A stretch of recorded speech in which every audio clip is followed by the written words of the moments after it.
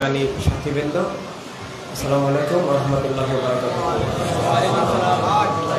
আল্লাহর হাবিব সাল্লাল্লাহু আলাইহি ওয়াসাল্লামের অশেষ শুকরিয়া যে আজকে লাইলাতুল কদরের এই মহান উপলক্ষে আমরা লাইলাতুল কদরের যে লক্ষ্য উদ্দেশ্য মিশন সেটা বাস্তবায়নের লক্ষ্যে বসতে পেরেছি, একত্রে সমবেত হতে পেরেছি।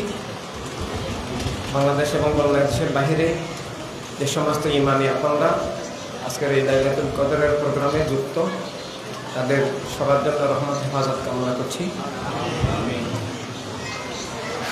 লাইলাতুল কদরের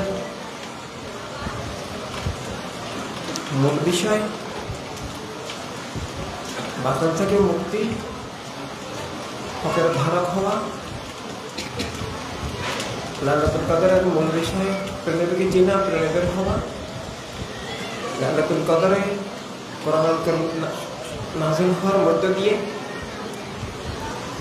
প্রেমের শানের প্রকাশ, প্রেমের সাথে বন্ধনের মধ্য দিয়ে আল্লাহ তাআলার বন্ধনের প্রকাশ। কোরআন কারীম নাযিল হওয়া মানে নবুয়ত রাসালাতের প্রকাশ ঘটানো।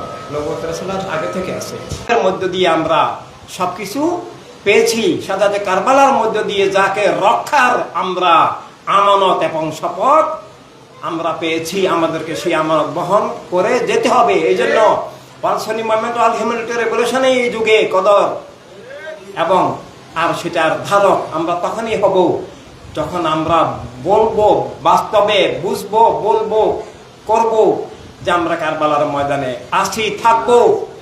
এটার নামেই পালসনি মুভমেন্ট অল হিউম্যানিটি রেভলিউশন, এটার নামেই মুসলিম, সুন্নি, ইসলাম, আহলে সুন্নাত জামাত, হকের কাফেলা, আনাম তালিমের ধারা, এটার নামেই নাজাত। এটাই আল্লাহ হাবিব সাল্লাল্লাহু আলাইহি ওয়াসাল্লামের প্রেম, এটাই সব বাতিল থেকে মুক্ত থাকা, এটাই মানে আলোকিত জীবন, প্রেমের প্রেম শানের, প্রেমের বন্ধন, প্রেমের আপনত্বের জীবন।